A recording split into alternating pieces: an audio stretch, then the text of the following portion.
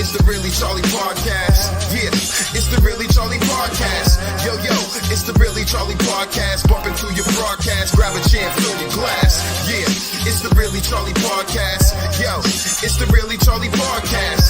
Yeah, it's the Really Charlie Podcast. Bumping through your broadcast, grab a chair, fill your glass.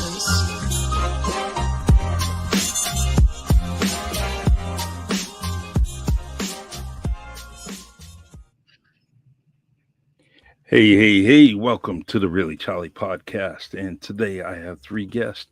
Amazing. We have never had this, as they say, the quad cam, where we had four cameras going on at the same time. This is nice. I like this. We definitely could do this more often, but it's usually one or two or three people. But to have four people in front of us, it's really amazing. I like it.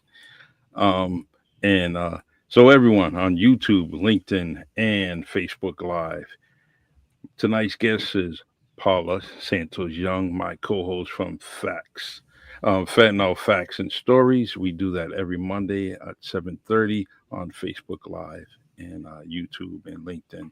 And also on the bottom squares that we have the beautiful Liz and we have Marvin. These two people right here are amazing. They have their own little show where they talk about love and grief, or grief and love, and I believe it's called Embracing Grief and Love, if you can correct me. Okay.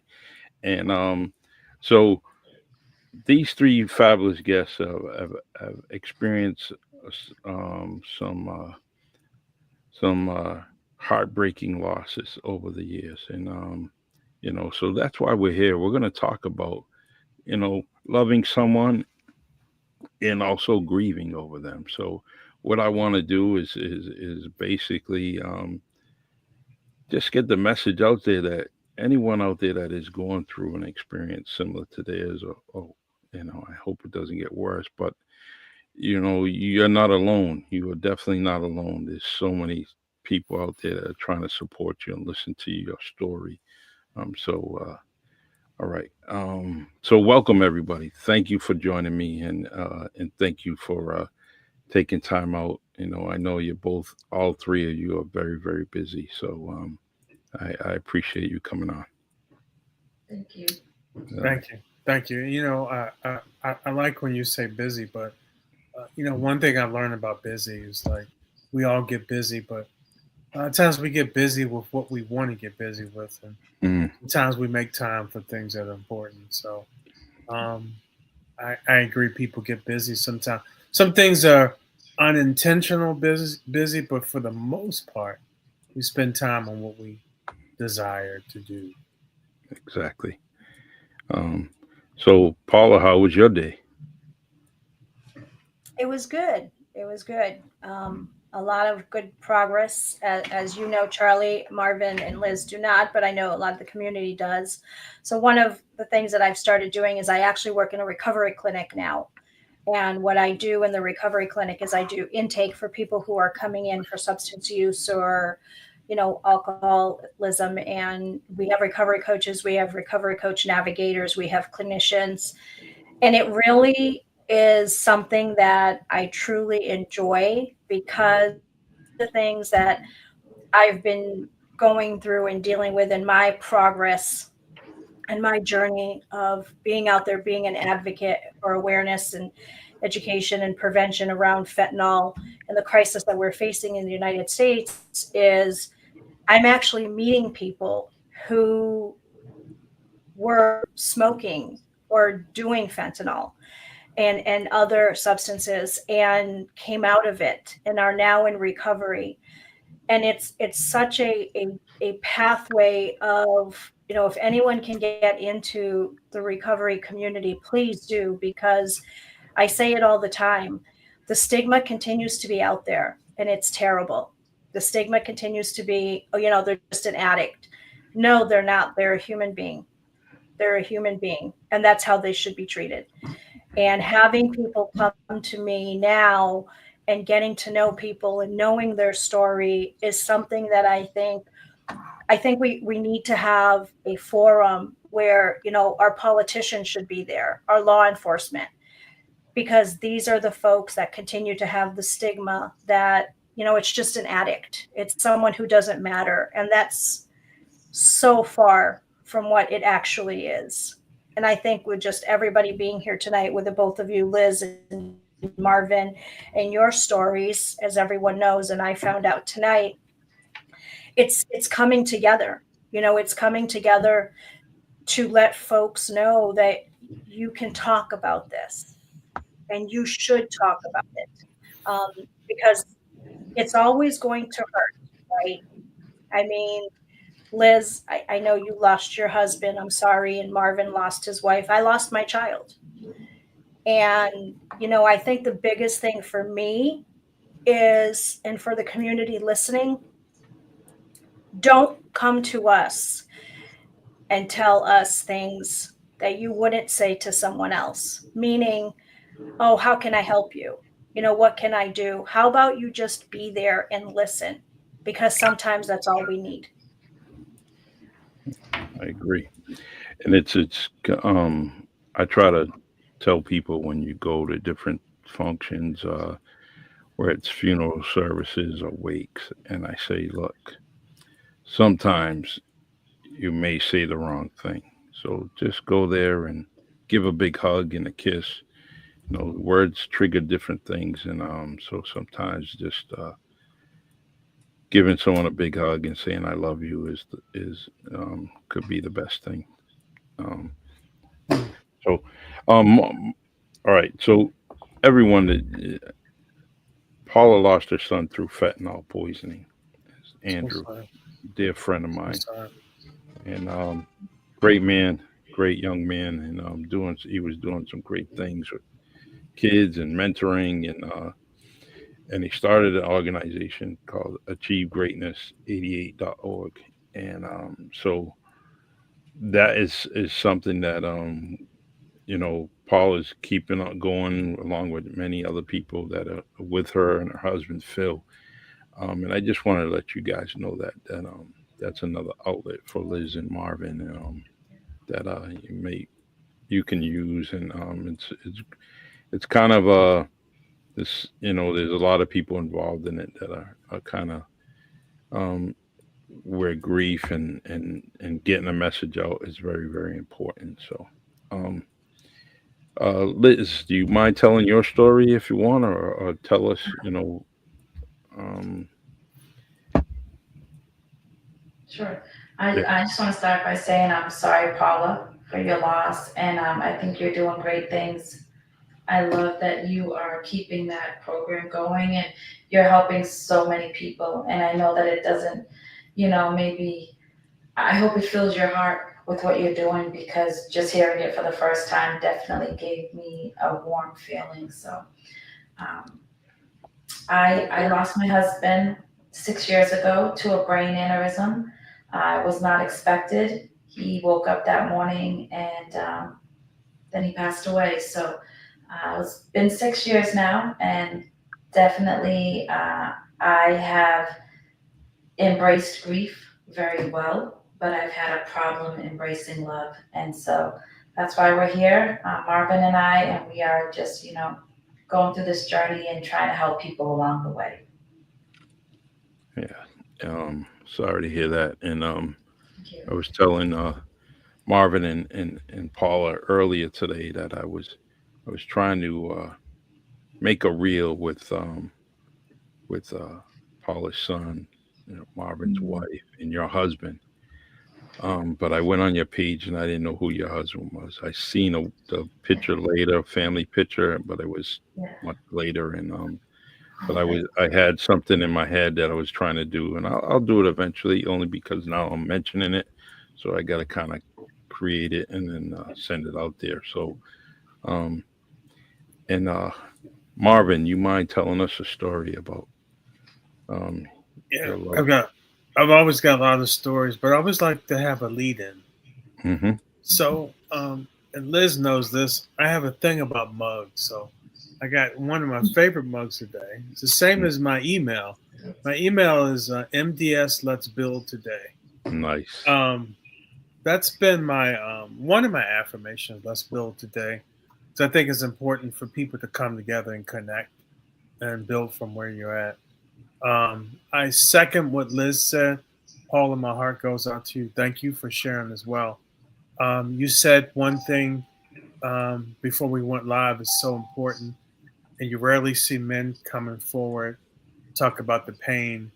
Um, this has been one most different type of journey. I've always looked at death differently up until my wife passed away um, a year, several months ago. She passed away of cancer. It was a very short illness with symptoms showed it was under a year. Um, and last night was interesting. That I had a dream that I was living in a place where I was still going through it again of her being ill, but I had so much hope that she was going to recover. I've had those dreams throughout the people who were closest to me in my life who passed away, and sometimes you spend years in your mind thinking to yourself, well, what happened? What could I have done different? I understand this is a part of grief. Grief comes in so many different forms and a million different ways, but I like to sometimes put grief back into a certain perspective. I like to call grief like the grief creep. The grief creep shows up different ways, and it can really suspend you. You can really be like frozen in time. And what I try to do, the grief creep shows up, is like, hey, embrace him. Let's go sit down and let's go build over this because it's a part of my life. Grief is a part of my life, and I will always say this, and I will always honor Kristen. Kristen was the best person I ever met my whole life. Listen, I'm not putting people second or third, but hey, I've got to put it where it is. Anybody that knows Kristen knows how incredible she is, and so I will always honor her. But I also look forward to They broke other the mold. chapters in my life. Definitely broke the mold. Broke the mold. Definitely broke the mold. So that's my story. Yeah, it's you know what it. Sometimes we, when I look at all three of you at different times, I'm a emotional guy, and when I see Unless people it comes that, to me. yeah, Unless it comes no, to me. Let's get that right. listen, no, see, Paula has caused some tears in my eyes. Marvin has caused some tears in my eyes, and Liz, you have too. I really get caught up in listening to what your stories are and your emotion, and I'm a person that reads eyes, reads everything, and I sometimes I tell I kind of imagine what they're going through, or basically try to describe what they're going through, and the sorrow is definitely felt with all three of you. I will also, this has come together based on, this has come together because of Paula. Paula had listened to you two the last time we were on together, and you guys caught her attention, and she wanted to do it again, but with all three of you on the screen. So we made it happen, and thank you. Thank you, Paula. And I gotta say this too, Charlie. I gotta say this. I give a lot of credit. I probably wouldn't be here talking about this, but I give a lot of credit to you, Liz. I remember at Kristen's celebration of life, she was like, did a beautiful job setting up. Simplistic charm, folks. She does a fantastic job. Sure does. And she was like, hey, she was telling me some things, really nice things to me. I was like, okay. And I was like, I was still in a big time state of shock. But she was like, please use me. I was like, listen, I don't like to bother people because there's a part of this grief thing, especially being a widower, that men are a little different when it comes to, because the kind of thought is like, hey, listen, a guy needs to just keep it moving and all that. And Paul, you mentioned a little about it. Men grieve a little different. It's really hard to bring it to the surface. But I was like, okay, because Kristen told a lot of people our past couple months that she was living. Y'all check on Marvin because he's not going to ask for help. She knew damn well I'm not going to ask for help. If there's a place to go and I'm driving somewhere, I'd rather gas up than stop and ask someone for help. So a lot of people understand that. But thank you, Liz. She was like, we talked at least once a month the first year. She was like, you should go on and talk to people and do a podcast. I was like, all right, shoot, let's do it. And we came up with that name, Embracing Grief and Love, really from a male and female perspective. And you've been the most dynamic, fantastic partner. So thank you from bottom of my heart. You're an amazing woman. Love you to death. Wow. Same, Marvin, same. Wouldn't want to be doing this journey with anyone else. You've been amazing. And Marvin actually pushes me more than anything. I'm that person that's always doing something, running around, and he kind of centers me and says, let's jump on, let's talk. And it always feels good afterwards. It's not an easy topic to talk about. And I'm sure we've all had loss. And you talk about it because it's something that we feel is our duty to do. As humans, beings that have lost someone we love, we try to help others. The extent that Paula is doing is above and beyond. That is major. What you're doing, Paula, and I hope that Marvin and I can get to that level where we're helping that many people. And Charlie, you being on the air, just spreading this it's amazing. So I'm really blessed to be on with the three of you today. Right, well, I got something for you, Paula. It's my heart. Give you a heart, baby. Big heart. Big Real heart. nice. Love it. Yes. Well, if I can say something, and Charlie, I apologize, but one of the things I truly appreciate with all of this is because, and Liz, prior to you coming on, it's something that does need to be talked about. Because and I told Marvin, I so appreciate him being on, because in the journey that I do with the advocacy, I don't, dads don't come. They truly don't. I'll get the moms. I mean, the moms, they will rally all day, every day.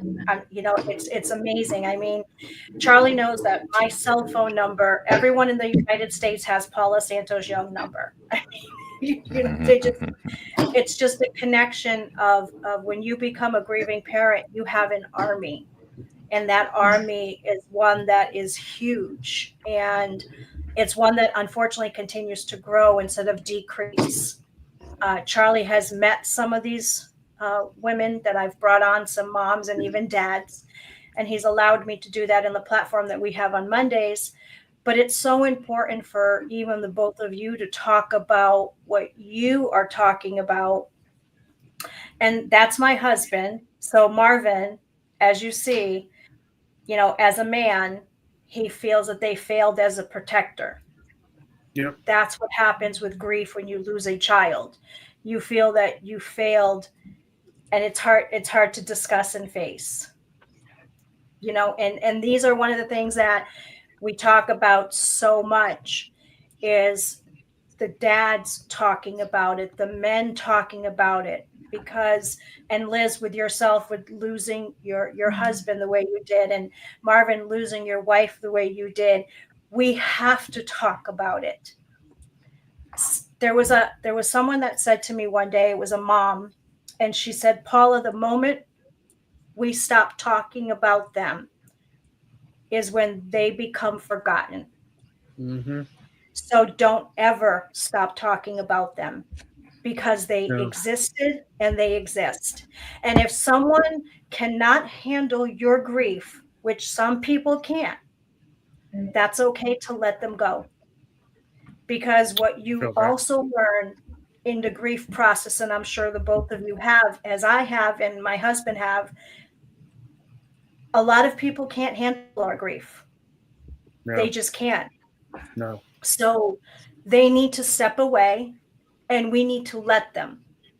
because they can't understand how either they can't help us or they just don't want to, because they want you to be the person you used to be prior to your loss.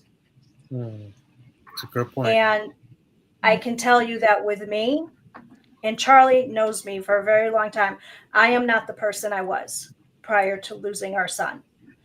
How can you be? I'm a different version. And some people, I mean, I don't know about you two, but I can tell you that with me and my husband, I've been said, and even Charlie's like, tell me who it is so I can go throat punch them. I've been told, well, you have other children.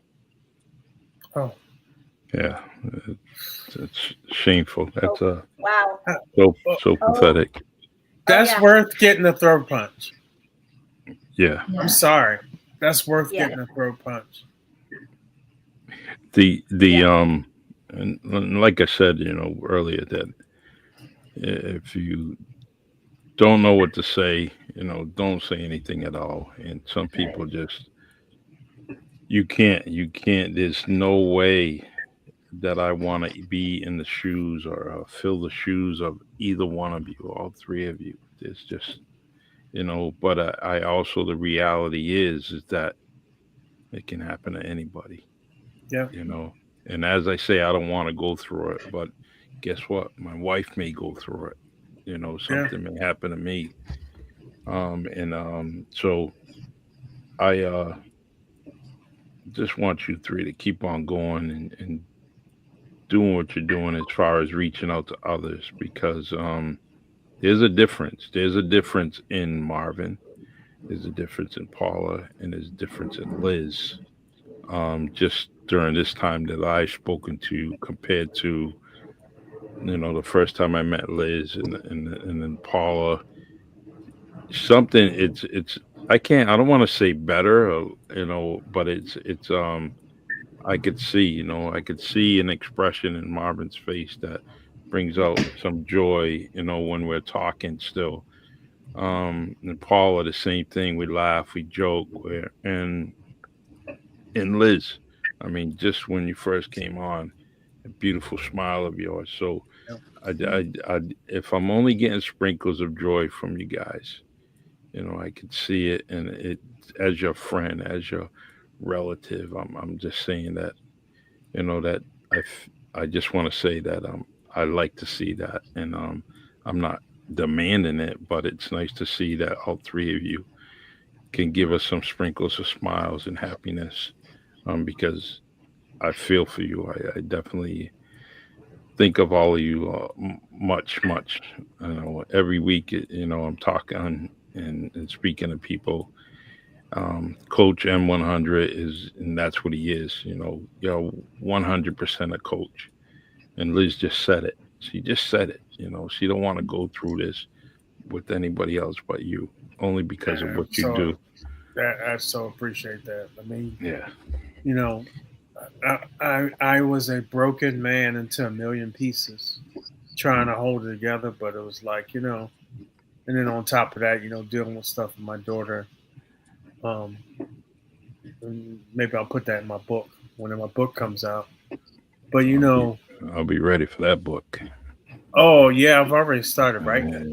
Oh man, that's gonna be a book, and I'm deciding whether it's gonna be one book or it's gonna be a book with one major chapter, and one major chapter is gonna be called The American Phoenix, which is about Kristen in there. Marvin, the hardest thing for you is gonna be when you're gonna stop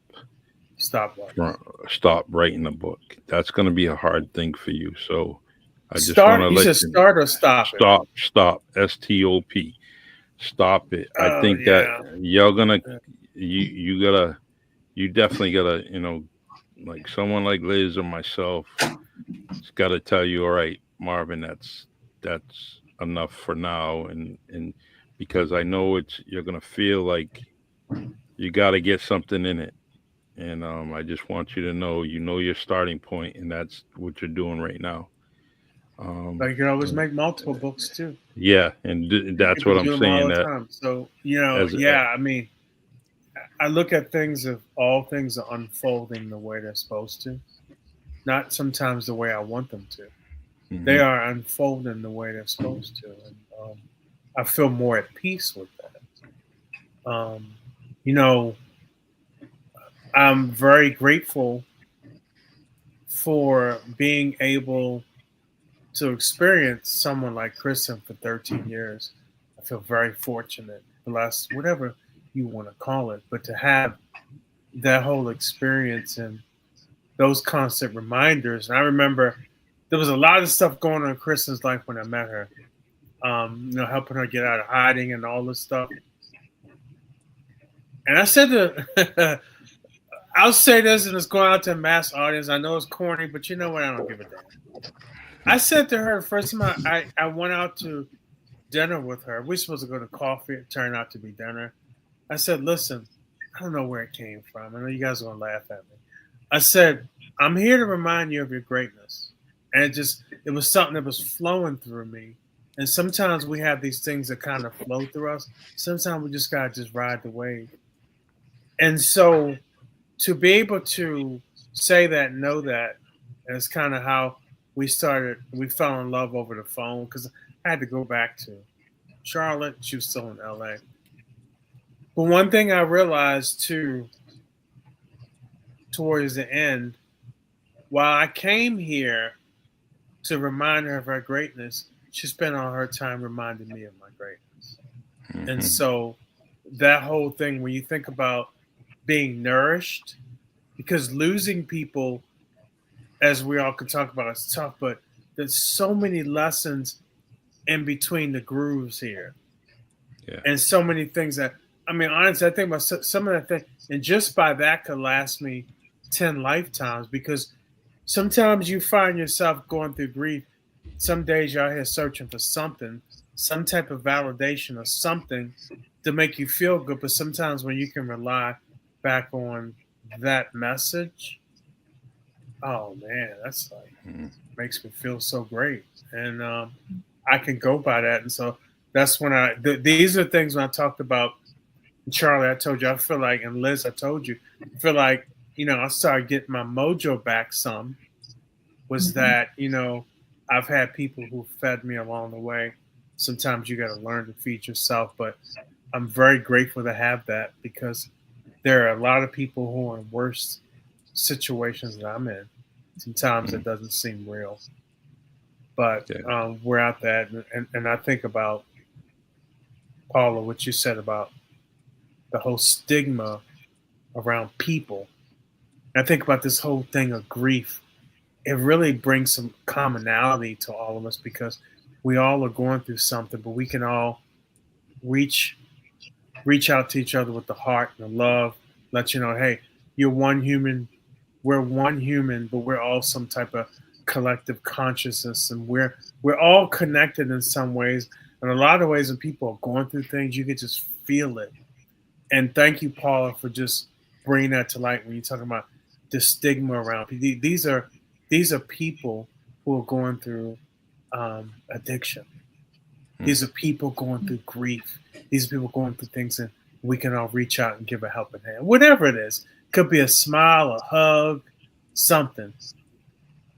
Someone talking smack to you, and you know, anything can bring people together. And I think that's why I'm even so stoked to be in front of you three right now. Aw. You know, Marvin, I don't think that was corny at all. No. It hit me when you said it. You've said it to me before, and I didn't really, I guess, pay too much attention to it. But the first thing that I thought of was when Paul is speaking to these young adults, whomever they are, to say that line, "I'm here to remind you of your greatness," is pretty deep. And then I thought, Thank you. this is silly, but every morning when I yell at the top of my lungs for my son to wake up to be at school on time, instead of yelling, I could say those words. I'm waking you up to remind you of your greatness to get to school on time. And I mean, it can really be said to a lot of people. So I'm glad you said it again, because this time it hit a little different. So I think Yeah. that's something we should remind everyone of. Absolutely. It reminds The, me when I was elementary school. I had a PE teacher. He was kind of goofy. He seemed very tall back then. You think I was probably in third grade. He said these kids were making fun of these other kids. He said, "You gotta stop it. Stop it. Everybody needs to stop it." He said, "Everybody's worth something." He said, "God don't make trash," and that always stuck with me. And so, thank you, Paula, for reminding me of that, because it's that's something what you said really resonated so much with me. Yeah, just a feeling of appreciation and love for all. the It makes like something should be done, but hopefully we can get there. And it's interesting that you talk about greatness because, as Charlie mentioned to you, our organization is Achieve Greatness.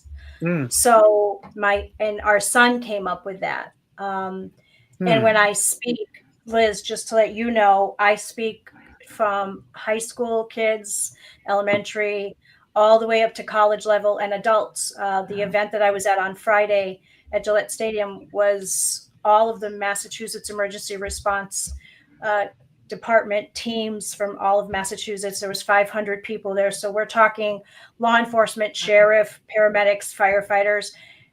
And, one of the things I always talk about is I have bracelets. And one of the bracelets I have is the Achieve Greatness bracelet. So when I talk to kids, that's the first thing they do is they come and they grab the bracelet. And when they do, I stop them and I say to them, I want you to remember something. Every time you have this bracelet on, you look at it because you can always achieve greatness. And that's the message that I always leave, especially with our young people, because as we know, we're losing a whole generation to fentanyl poisoning.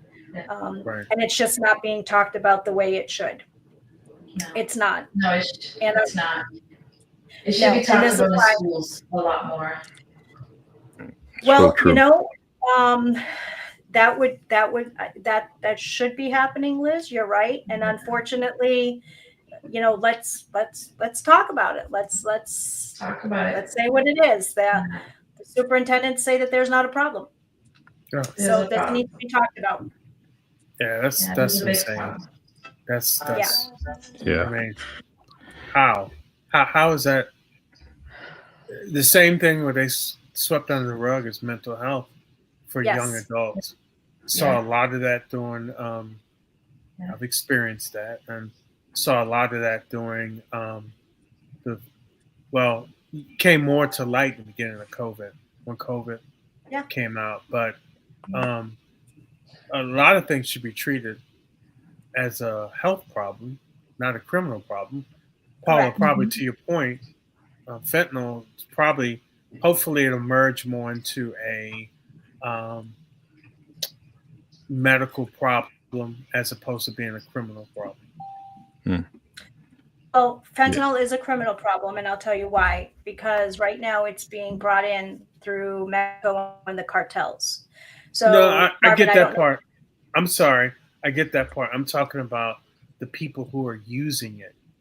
Yeah. Oh yes, and that's why we need to change the stigma. There needs to be legislation. There needs to be more accountability, because the problem that's happening and what continues to happen in our society, especially today with what we're seeing, and you hit the nail on the head, Marvin, is mental health. How long have we been talking about the issue with mental health in our country? And how long have we been talking about, everyone will tell you the war on drugs. Oh. And this has been going on for 50 years now, I believe. And we're still, here we are today. So I think what needs to happen, if someone were to give me that magic wand, I would just get rid of everybody that's there now and start over. And bring people like you, Marvin, and you, Liz, and because I truly don't believe that they have people there with lived experience. And that makes a difference. That makes a huge difference when you're sitting in a in a position like that where you can say, this is what I suffered from or suffer from. This is what I'm going through. And this is what I have found that might help me. And the problem is that when we don't talk about it, it continues to be put under the rug. And people just think that society, we don't have a problem. I said on Friday during my conference, I said, just because you don't talk about it does not mean fentanyl is not in your town and city. So please remember that. Yeah. I see it all the time in LA. For years, Kristen and I did a lot of work in the community. And there's so much of a tie back between drugs and mental health, especially with the fentanyl and all. It's fascinating. But to your point, a lot of it's being swept under the rug, or a lot of people think it's somebody else's problem until it comes to your door, until it comes to your doorstep. And that's I've been saying this for so long. I think we get groomed all the time to be desensitized to the ills of society, which is really sad on many different levels. Yeah. Oh yeah, and I'm sure I'm sure you, Liz and Marvin, you have heard what I've heard, and it's disgusting. It's been this amount of time. You should be okay now. And that's where you just want to take that person and throw them into the river and hope that they can swim, because grief does not have a time limit. No. There is no time limit on grief. And, Marvin, you had said that when you first started the process, you were broken. Well, I can sit here today telling you that every grieving parent, we're broken and we are shattered. Oh, yeah, I'm sure. And what helps us is the advocacy that we do, because this is literally, and if my husband were on, he would tell you, and Charlie knows this, what I'm doing is keeping me alive. Yeah. That's what I'm doing. Just like Phil said, it's always there. It's always there. Hey, Phil. Yeah. Phil, he's I loved when him and I had an opportunity to talk about what he's going through. Just like, Marvin and I, when we talked about a few things, and it's nice to see, because my perception of Phil was, hey, he's a good dude. He's always laughing, joking. That's what I seen from him. Good, would talk sports, talk crap, and that's what I seen. And then when we first talked on the podcast and doing things, I got the first other emotion from him. That dad emotion, that what he was going through, you could see it and feel it. And I'm just, his story is amazing, and I just just want to give him a shout out, Phil. I appreciate you definitely speaking out. And I know it was hard for you.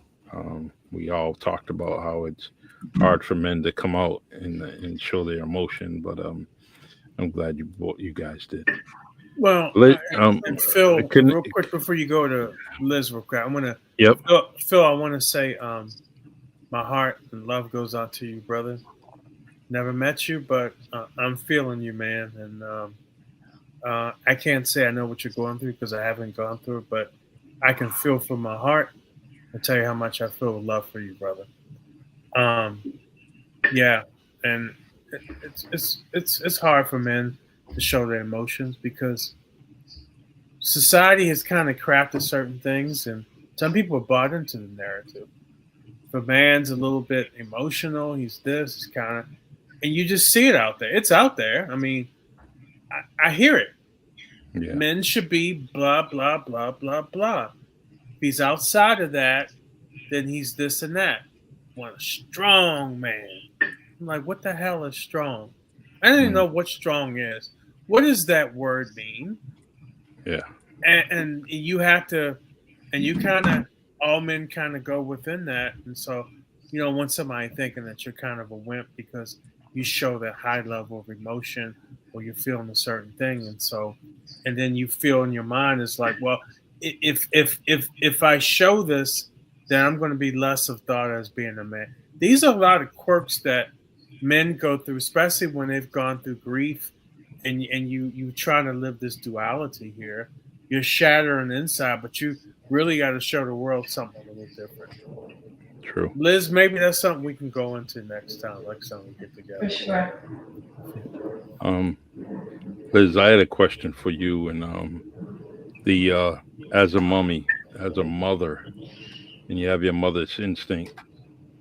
How do you hold it together when it's you and your children going through something at the same time? You know, how do you hold it together? That's a great question. And when Tiki first passed away, I didn't hold it together. I cried all the time, and I noticed that I was crying so much around the kids, and they were comforting me. And I didn't realize that I wasn't letting them grieve and mourn until one day I walked in my daughter's room and she was crying. And that broke me into a million pieces to see her cry. And it hit me that, wow, this whole time they've been watching me crawl under the table crying. And that must have broke them inside, because for the first time when I seen her breaking down, that broke me. So at that time I knew, okay, I can cry, right? I can embrace the grief, but not in front of them.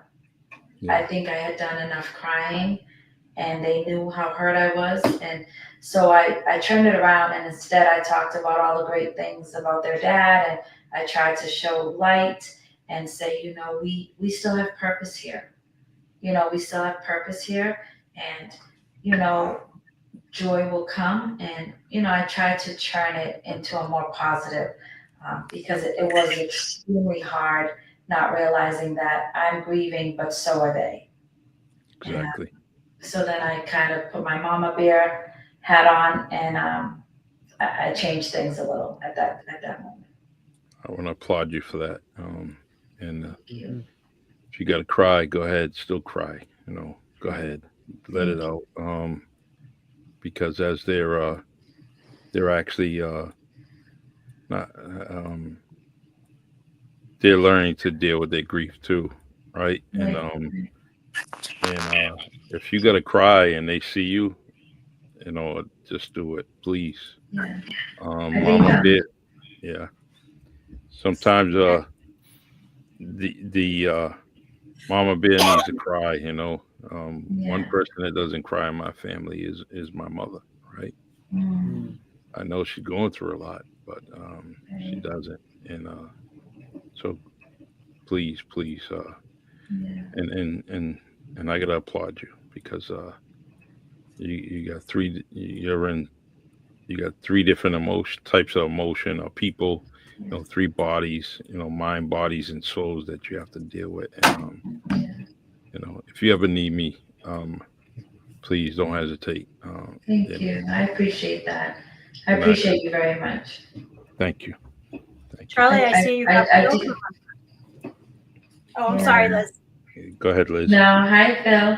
I was just going to say, just as far as children, I think something that us adults lack is educating children on what grief is.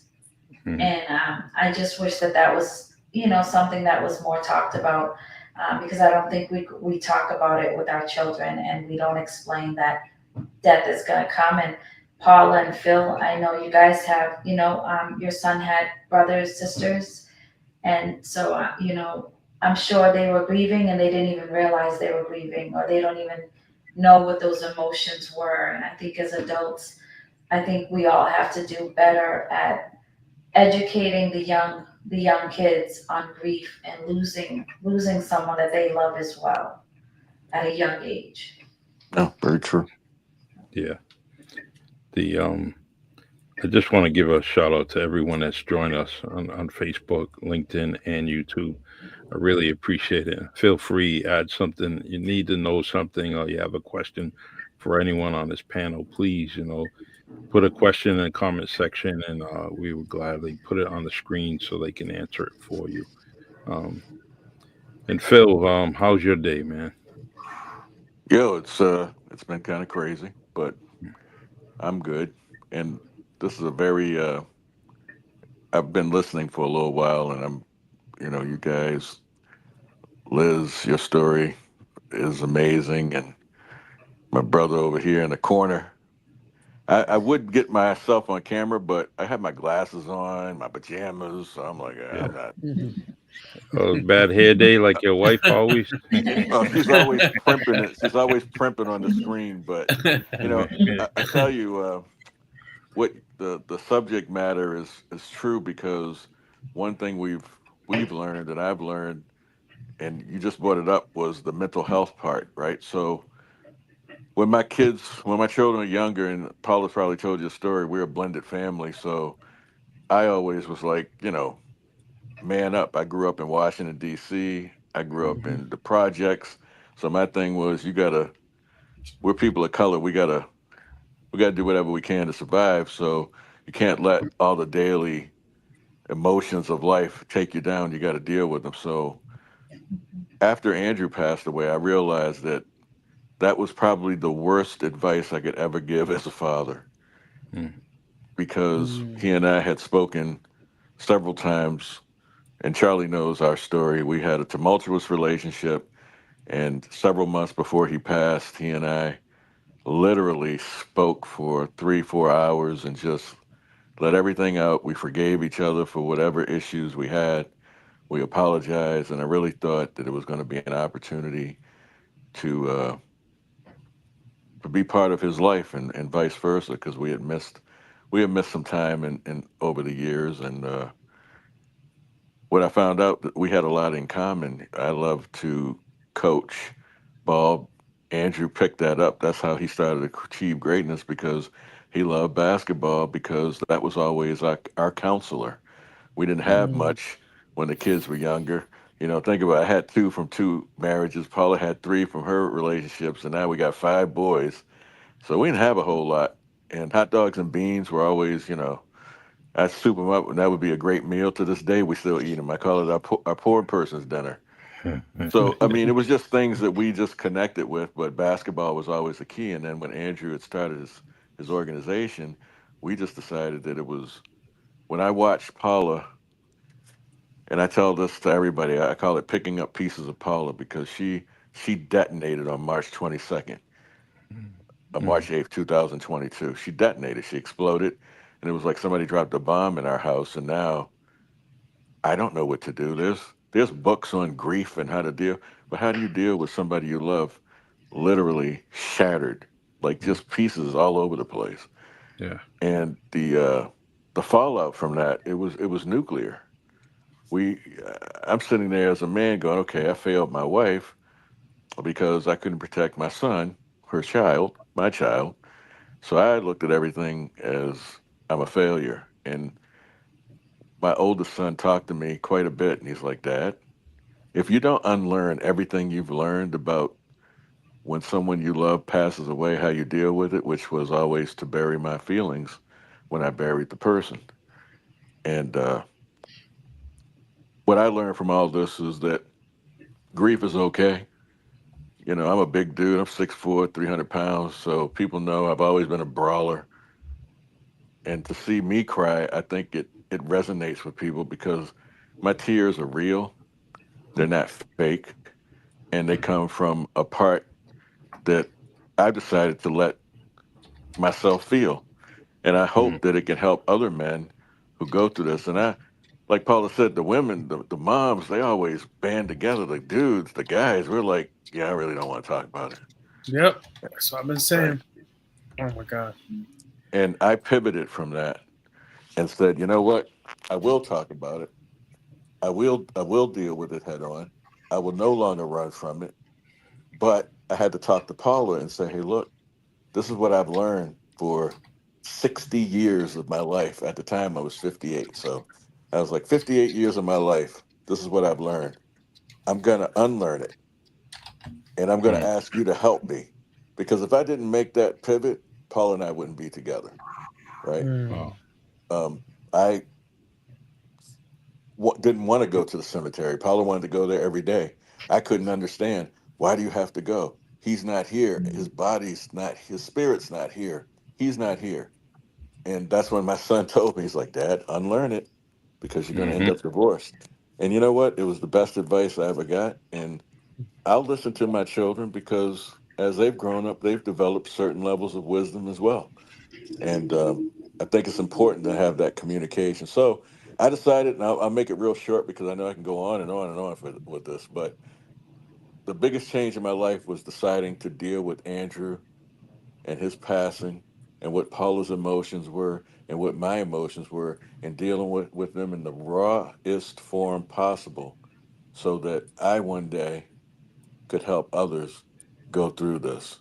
And so it became, I looked at Paula and was like, how in the world am I going to help my wife? And I prayed, man. I prayed. I'm a born again believer in Christ, and I was starting to give up the ghost. I was like, I don't know what to do. And then one day, Mhm. Holy Spirit hit me, and it was like, take Achieve Greatness and make it a nonprofit. Yeah. So I talked to Paula, and she really liked the idea, and I believe that it saved her life, it saved our life, it saved our relationship, and that's why we became part of this organization, was so we could save other people's lives and not let our son's life go down in history as something in vain. So we wanted to make sure we impacted young men, young women. Don't matter who you are. It don't matter what color you are. I have so many different nationalities in me. It's not even funny. But at the end of the day, Mhm. it's all about preserving life, especially our children. I believe there's an attack that's both spiritual and physical on our children. And so, with every power and every fiber of my being, I will be a protector until the day I die. Because the other thing I realized is that Andrew always admired me because of that very way that I am. So if I gave up and quit, I know he'd be rolling over in his grave or coming up and hitting me upside the head with my mother's back scratcher, going like, Mhm. Phil, what are you doing, man? This ain't you. Yeah. So anyway, I don't want to keep talking, but I think it's important that everybody deal with grief head on. It's not something that happens in stages or sections. It just hits you. Sometimes it's a wave, sometimes it's a flood, and sometimes you can get through the day and have happy thoughts. I try to look at the positive and happy things that I remember in my interactions with Andrew as he was growing up and as he became older. And so those are the things that I really focus on. I don't focus on anything else, and I won't let anybody speak ill, because I don't think that's right. If a person's not here, you just, if you don't have anything good to say, don't say shit. But don't come to me, Mhm. because I'll punch you right in your jaw. And Paula knows I'll get very violent if I have Mhm. to, even though I'm old. But I just Mhm. feel that it's more important to walk in love and walk in the spirit of forgiveness. And also, we're pushing for justice, not only for Andrew, but for any mom, dad, aunt, uncle, anybody who's experienced this type of loss, especially with, somebody being poisoned with something that they didn't even know was in what they were taking. Right. Exactly. Wow. The Thank you for Phil, sharing. Thank always you. touching. Love hearing your voice and your story. Yeah. I also want to say thank you for everyone that's commenting. One of the last comments was Michael Casaccio saying, "Great topic, great guest." And I want you three to know these four to know this. You know that people are listening to you as we want, right? And so Michael says, "Great topic, great guest." Very informative and very much needed. The drug scene is rampant, and bringing this epidemic to the forefront is crucial, and hopefully can lead to the some type of clarity and educating others in the beginning phases of many phases along the way. And it's very important that as people are going through things, if it's fentanyl poisoning, fentanyl addiction, if it's the loss of a loved one. Um, there's always phases, right? You all went through some kind of phase, and it doesn't get easy. And I just wanted to kind of, I don't want to take up too much of your time, but I'm not telling you have to go. So I would like to start off with Liz and give some closing statement that you want to give out to anyone that's out there listening, and we'll go to Paula and close with Marvin. I just want to say to Phil that you're a great speaker. You really hold and captivate people listening to you. I listen to a lot of people. You really should do this more. And the way that you made Paula cry shows that you are 20 feet tall in her eyes. So Mhm. I hope you speak more. I think you could change a lot of lives. Um, I Thank would you. just close. You're welcome. I would just close with grief is it changes all of us. It does. It definitely changes all of us. But I really want people who are grieving to find joy, to really try to find joy. That you do have purpose here on earth, and God hasn't called you yet. So continue to do your greatness and continue to try to change people's lives because, as Marvin had said before, there is some good in grief because we're getting through it and we're Mhm. helping others. So that's what I would leave with. And thank you, Charlie, Thank for you. having me Thank you very, very much. I Thank you, appreciate it. Ruth. It's not the, let's not make this the last time. Let's continue to do this. Whenever you guys are free, please reach out to me and let's do this. Or even if I kind of go on your show, Liz and Marvin, feel free to let me know and we can do this. Paula, I'd like to You know know, what. Go ahead. I I think one of the things that I can say, and I do a lot of speaking, so I'm actually going to let my husband speak because one of the things I've learned in my journey as an advocate is many times it's okay to step back and let someone else do the speaking who is Mm, also part of what your journey is. Because I do so much of it, and he is such a great speaker, and he's such a wonderful person. And many times with grief, what we forget is because we're just so broken, we forget to appreciate the people that are there for us. And that's yeah. one of the things that I think the message needs to be is life is hard. Life is hard right now, and be there for each other. And honey, why don't you say the closing statement to everybody and then you can pass it to Marvin? Well, first of all, I want to say thank you as always, brother Charlie, my man. Thank you. Charlie go and I go way back, and for you to come up and donate your time to this is telling about the type of man and father, husband, grandfather that you are, man. You're a good dude and friend. Back And at you. so I love you, man. I love I your love you too. family. And as far as Liz and Marvin, thank you for sharing. It's good to see we encounter in the few times that I've been to events and had an opportunity to speak. Um, but we never see people of color, man. And it's something that I Sure. know impacts us. But Hmm. where I've been, I've not seen it, and it's one of the concerns that I have is that, I was raised, like I said, I was born in D.C. I was raised in some impoverished times, and I call it my life was pretty violent when I was younger. And so we have this armor that we put on, and it's not God's armor. It's an Yeah. armor that we grew up with. It's a chip on the shoulder. I'm a light skinned brother, so I'm gonna fight with white people, darker people. I was just fighting everybody, man. And then one day I woke up and said, "What is this all about?" And then your life starts to change because you look inward and make changes. And so with grief, it's all in how each one of us deal with that grief. Hmm. It's not that there's no you can write all the books, I can give you all the advice, but it's an inflective mentality. It's something that you have to look inward and go, okay, what is it that I can pull out of this to survive. During the time after Andrew died, I had lost my aunt 2 weeks before he died. And then 3 weeks after Andrew died, my boss at work died, and he and I were very close. And so I'm getting punched in the face constantly, and all these triggers are happening. In the meantime, I decide I can't stay where I'm at, so I went for an interview for another position.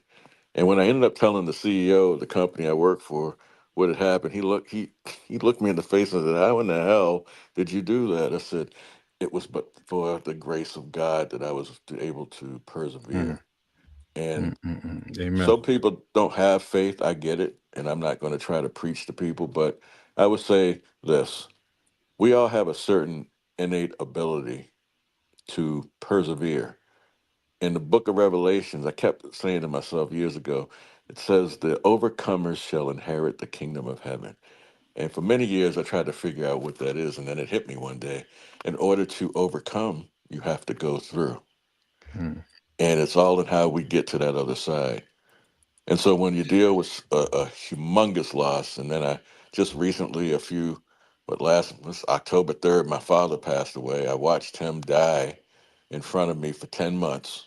Hmm. And but I was there every step of the way, and I knew the grief was coming. I knew it was coming. This one I was prepared for. So I believe there is a certain type of grief that you have. It's preparatory grief where you know the person you're dealing with and helping, and you have an opportunity to say goodbye.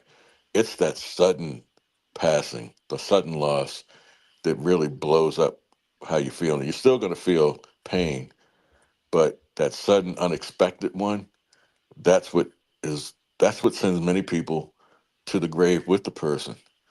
And I saw that happening with Paula, and I just kept going inside and going, how can I deal with this? And then it was just the biggest message I got from God in dealing with other people was just shut up and listen. Your mm, wife needs you to hold her. She's crying. Comfort her.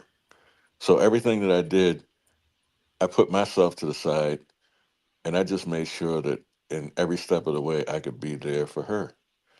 And then I started dealing with myself and my own grief because Paula kept saying, "Phil, you got to deal with it." And I'm like, "Phil, don't deal with grief." Nope, I did. yeah. And when I started dealing with it, I would go to the cemetery myself. After many arguments with Paula saying, "I don't know why you got to keep going," I go and I just talk and I cry. And I started to feel myself not completely healing or becoming whole, but understanding that this is all a process and it's all in how we deal with it. And so we decided to deal with it in an honorable fashion and not give up, not lose faith in God, not lose faith in each other. But that takes a special type of person. It takes a special strength. And I believe we all have it in us. So if you're going through anything, people who might be listening, you can go on our website. Our contact information is there. We won't ask you for anything. If you want somebody to talk to, trust me, my wife can talk your ear off, and as you can see, on occasion, so can I. And we Just will be there occasion, for you. right? Yeah, man. We will we will be there, and we want everybody to know that you have somebody who will support you, who understand you, and I'm also appreciative of the fact that we have a better understanding of addiction. We have a better understanding of mental health, and all those things. Everything kind of plays in a part of this. So we've actually now we have so many people that are connections that if somebody's going through something, we can actually provide them a direction to go to get some of that help. We're not professionals, but we certainly know many professionals. And I thank you again for the platform, Charlie. Sorry to keep You're talking. welcome. Liz, Marvin, you guys and lady, you're amazing people. And I don't know you, but I love you. And I appreciate you both. Back at you. Love you too. Oh, you too, Yeah. brother. Um, well, Marvin, Okay. um, I guess it ends with me, and, right? I'm yeah, gonna because, I'm gonna do this in reverse. all right. First, one of the things about grief that has really exploded in me is this love for people, even more than others, even more than in the past. And I'll start with the love of when you're going through this, there are certain people that just show up and you're going through this, you're like, okay. So you're feeling that part of you that gets more energized again along the way. Um, Charlie, that was the reason why Kristen's celebration of life, I asked you to write a poem. Mm. You did a fantastic job, brother. I really appreciate Thank you. Kristen loves you so much, brother. Yeah, Just who you are, man. It's just your love you spread to everybody. And I was super hyped when I had an opportunity to finally meet you. Yeah, that was a all the great time day. we talk. Great day. Yeah. You one hell of a guy. Thank you, man. And, I love you to death. And keep doing what you're doing, bringing people together. This is what this is all about. So I could speak about you for another hour, but Thank I'll you. keep moving on Back at to you. Paula. Thank you for sharing your story. I feel that fire. Feel that fire, sister, putting it out there and just spreading that love and helping people. And thank you so much. My heart goes out to you. Losing a child. I can't say I know what you went through because I haven't gone through that, but I can say my heart goes out to you and Phil for what you've gone through. Continue to push as the three of us go through, all of us go through a level of grief. Grief, in my opinion, never gets easier. It's something you just learn. You modify it because one consistent thing about all of us is that we change all the time. Nothing stays the same anywhere in the universe, and we are a part of that. So just being mindful of that. Phil, brother, I love you, man. Just coming in and sharing your heart. It's not easy for a man, especially a man of color, to share their heart. It's not easy to do. I'm one of those guys, and we're taught from being little, being made out of steel, and I don't think growing up, the only time I ever saw a man cry was my uncle. My aunt passed away. Right away, first time I ever saw a man cry, I understood what he felt like, what he was going through when Kristen passed. I empathized with him on such a higher level at that point. But anyway, Phil, thank you. And thank you, brother, for being a giant. I know that's something that's very big to most women, even if they don't ever want to admit it. They like to have that significant others to be a giant. You are a giant amongst men. So thank you, brother. And I'm sure we'll stay in touch along the way. And Liz, we just met 10 years 10 years on Facebook, was part of Kristen's 5 tribe. First time I met her was with her wonderful daughter. We were having a dinner in honor of her mother who passed away. Kristen's mother passed away a year prior to that. I never understood the magnitude of the grief that my wife was going through until Kristen passed. Things became a whole lot more understandable and understandable at that point. But that was the first time I met you, Liz, and just thank you for just being true to Kristen. Kristen loved you to death. You were part of the people that she asked me to reach out to when she first got ill. I honor you for just being there. I honor you for helping me through my first year, knowing I was a shattered man and you were still going through your level of grief. Just being there means a lot, and it tells a big story about you. There are a lot of people who will be out here and will say, I'll be there for you. But it's different when people actually do it. And I've shared that, and I think sometimes it's honest to say that there are some people who want to be there, don't know how to be there, and then some people just don't do enough. And I hope when they go through something like that, they have people that are going to be there for them, because we're all going to go through a high level of grief. And so sometimes you just don't understand what it's like to be there for others. Well, it could be something where hey, are you okay? I'm grateful for the many people I've had. I'm also grateful for the people who haven't done anything, because it taught me a lot where, you have to continue to learn and educate people what this whole thing's about. And I said it before, Liz, thank you so much for the idea of us getting together, embracing grief and love. And I think we first said embracing grief and love, and then it changed to love and grief. I think something like that. It was something that we modified it, because I think that's a big component of grief, is the love and embracing both. I'll end this with I'm grateful for it all.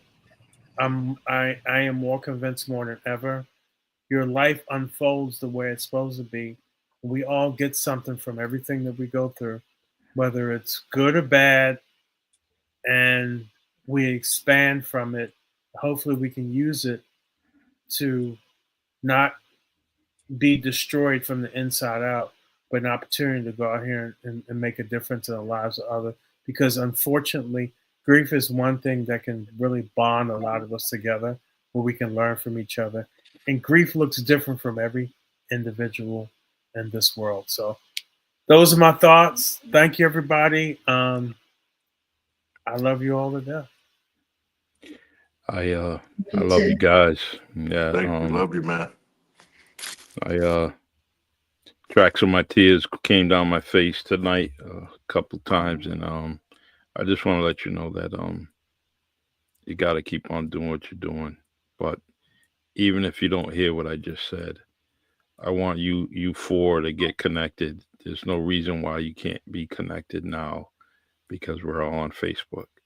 So keep that connection between you four. You may have other conversations that, Liz can talk to Paula about something, or Liz might want to ask Phil a question. Marvin might want to ask Paula a question. And it just goes in that circle. Create a circle of friends, because you guys need each other. And I hope that you continue to stay connected after this podcast. For sure. Definitely. All right, everyone, please, I don't have to explain this, but I love you dearly, every single one of you. And, if you need anything, let me know. You want to talk about something, please, let me know.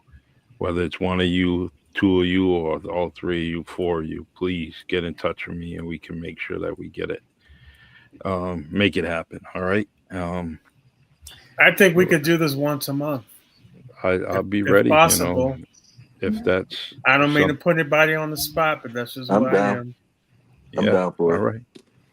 Okay. 4 weeks from now, I'll set up something, and it doesn't have to be 4 weeks. It could be 3, maybe. I don't know. 4 weeks from now, I definitely will set up a podcast. I'll definitely send you the link and go from there. Thank you, everyone on Facebook Live, LinkedIn, and YouTube. I really appreciate you. Please like and subscribe to the Really Charlie channel on YouTube. It's real important. And also want to let everyone know that the Really Charlie private group on Facebook will probably be deleted after a couple of days. I'm going to keep the group page, but the private one, there's not a lot of interaction on there, so I'm just going to kind of delete it. But if you guys need me, let me know, and we'll go from there. All right. Thank you. And I will end this lovely podcast with my favorite song by Lionel Peter Walker. And I just got a reminder that I got to create a new song for Paula, because she might give me a throat punch, and I just got to, I'll work on that. All right, y'all. God bless, and need me, give me a holler. Okay. Peace, my brother. All right. Take care. Later. Awesome. Bye-bye. It's the Really Charlie Podcast. Yeah, it's the Really Charlie Podcast. Yo, it's the Really Charlie Podcast. Bumping through your broadcast. Grab a chair, fill your glass. Yeah, it's the Really Charlie Podcast. Yo, it's the Really Charlie Podcast. Yeah, it's the Really Charlie Podcast. Bumping through your broadcast. Grab a chair, fill your glass.